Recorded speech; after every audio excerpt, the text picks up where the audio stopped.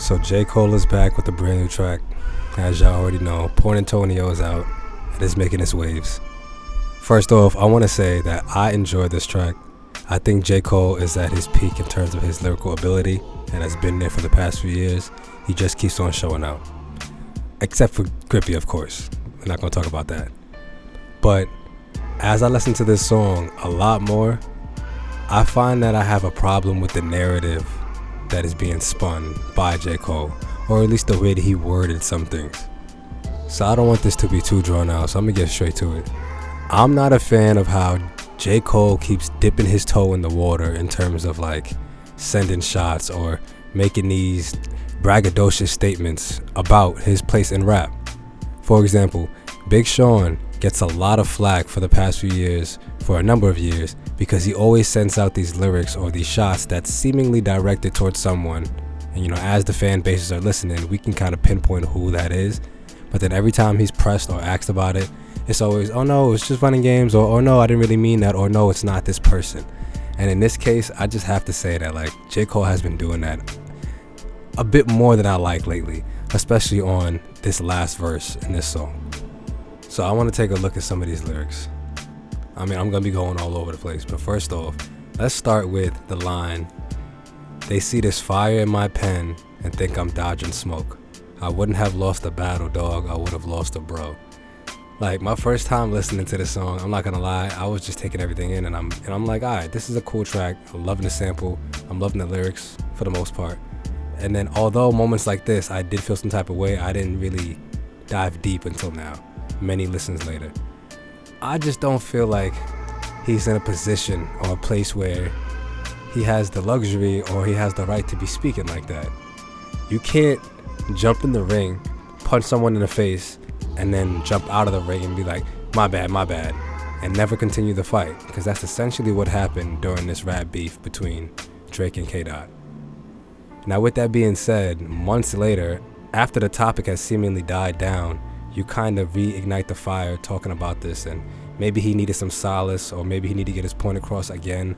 Whatever the case may be, you're shedding light on this topic that has seemingly died down. And not only that, you're saying that you wouldn't have lost the battle, you would have lost a friend. When I first heard this line, I was thinking as, maybe he means that as in just like, blanket terms, like he wouldn't have lost the battle would have been lost with his friendship between one of these two men. But then now that I hear it, I kind of feel like he's saying that like it's almost in a braggadocious tone is how I'm taking it. As in like, no, he wouldn't have lost that battle. He would have lost a friend in the sense that he would have destroyed his enemy. He would have went there. And I think we all can say that J. Cole would not go there. He doesn't have the heart to go there. He has shown us that time and time again. But whatever, let's look past that, right? Because there's numerous lines that I do want to address, and the next one is actually right after this one. He says, "I would have gained a foe, and all for what? Just to attain some more props from strangers that got no clue what I've been aiming for." So, I do like his, once again, I gotta say, his rapping is on par. It's usually always on par. But it's the subject matter and the way that he's talking about these things. This line kind of got me lost because he's talking about he didn't want to do this because he didn't want to gain attention from people that have nothing to do with what he's trying to do. But for the past 10 years or so, he's been telling us what he's been trying to do. He's been aiming for the top. He's aiming to be number one.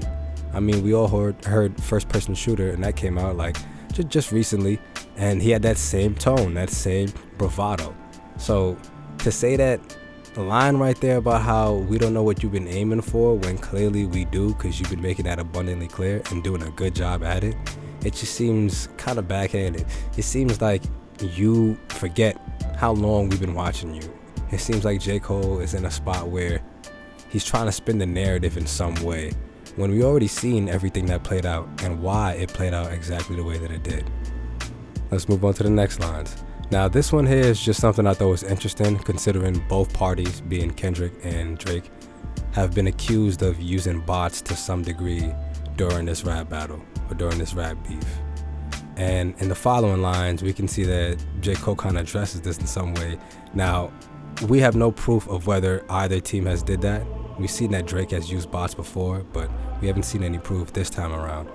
So to have a line like, if that means I gotta dig up dirt and pay the whole team, or pay a whole team of algorithm bot niggas just to sway the whole thing on social media competing for your favorable memes, I know he's speaking to Drake later in this verse, but that right there to me seems like a shot at Drake, especially because it's so widely considered a normal thing for Drake to do, considering we've seen it before, especially with the whole Meek Mill beef.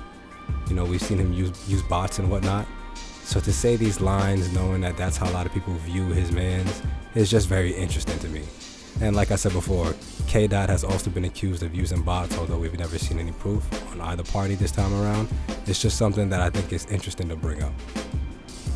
Now, these next few lines is really what I want to talk about. I find them to be pretty interesting in numerous ways. So starting with the line, my friends went to war, I walked away with all their blood on me. Now some will discredit me, try wipe away my pedigree. But please find that's out here rapping this incredibly. Interesting. Call me petty, but I don't even like the line where he's saying, my friends went to war, I walked away with all their blood on me.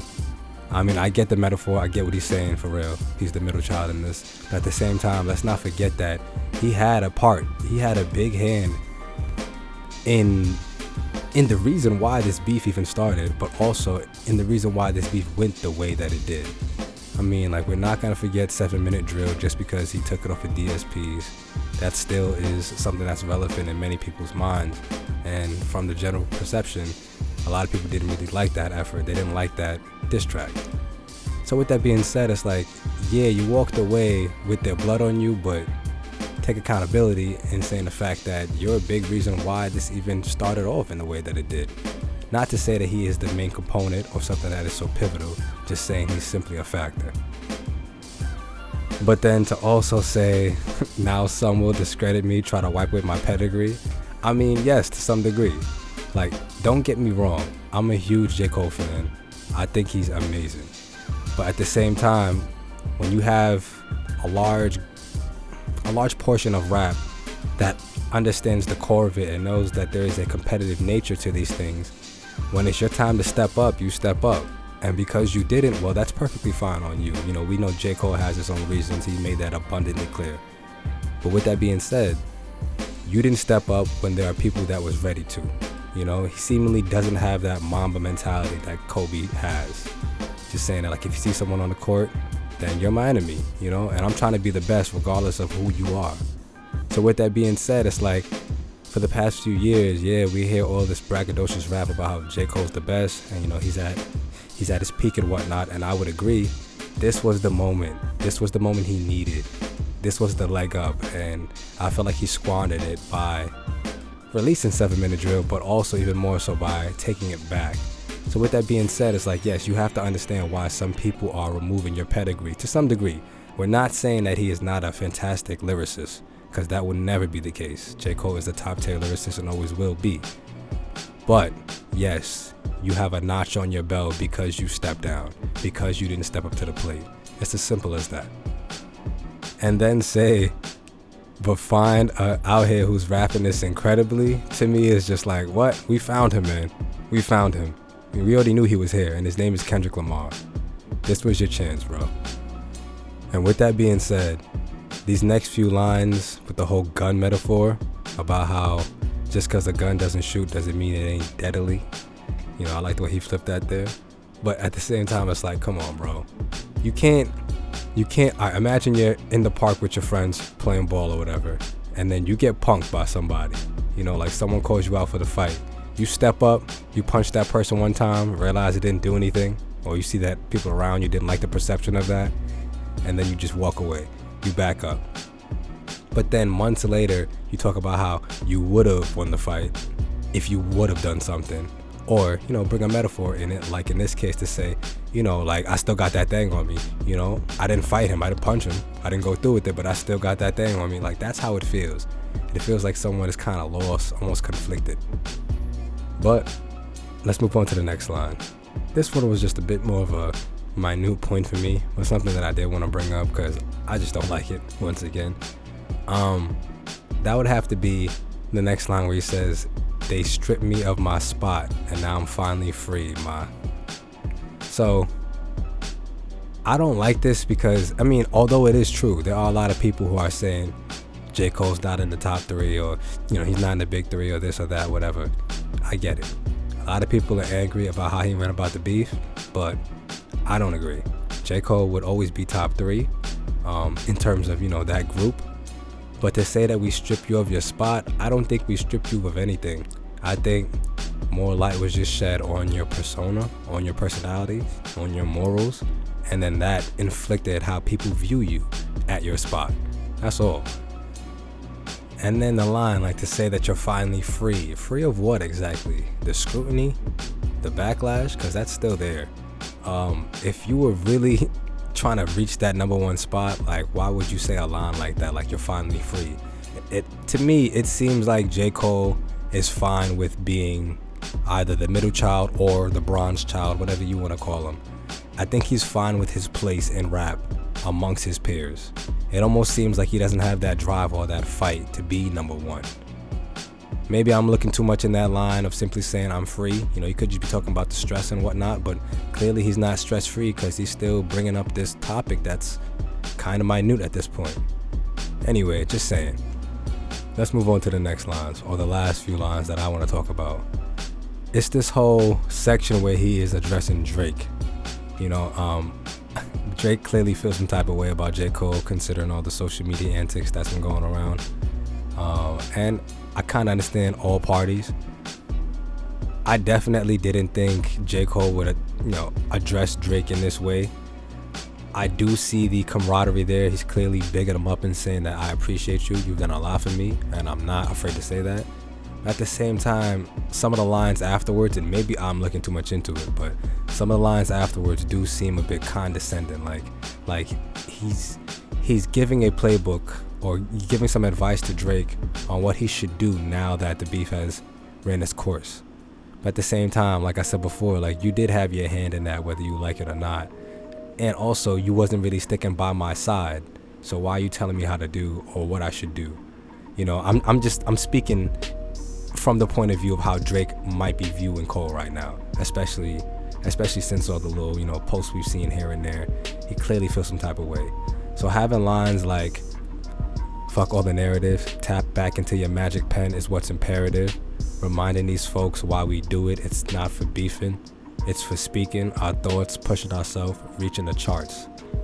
Reaching your minds, deep in your heart, screaming to find. Like, all of this stuff here, I do get it, I do appreciate it, and I can see where some people would say like, oh yeah, he's just bigging up Drake. But at the same time, to me, like, after you stepped away from this beef, don't tell me how to do what I need to do. Don't tell me how to go about this outcome that has arisen from this beef, when you wasn't even man enough to even stay in this thing, and that's a separate point. I'm not trying to get at his character, just saying how Drake might feel in this scenario. So to sum it all up, I mean, I really enjoyed this track. I've played it a bunch. I kind of wish it was on Spotify or Apple Music. Unfortunately, it's not, which makes me think that this song is most likely not going to be on his project. It was just something to release beforehand, kind of like he did with Cold Summer. But my problems clearly come up with that, second verse, or that last verse, I should say. And just the way J. Cole is seemingly trying to spin a narrative. Not saying this is intentional or whatnot, just saying his actions following this beef has not really been the best in my opinion. And from what I'm seeing online, I didn't think a lot of people would feel the same way that I'm feeling, but it's clear that I'm in the majority, it seems. So the narratives, the moments where he's like, he's backed out from the beef and he's like, oh, but I would have won though, I'm still deadly, don't forget. I get it. I get what some people like about it, but for me, it's like, it's kind of rubbed me the wrong way. And really, that's just all I wanted to talk about. No way is J. Cole a bad lyricist, a bad artist, or someone who has fallen off. I still think he's at the top of his game. And I think the fall off will not disappoint, but moments like this, it's not looking too good. It's just not. Anyway, this is Verlo. I appreciate you for listening. Thanks for stopping by. Make sure you subscribe.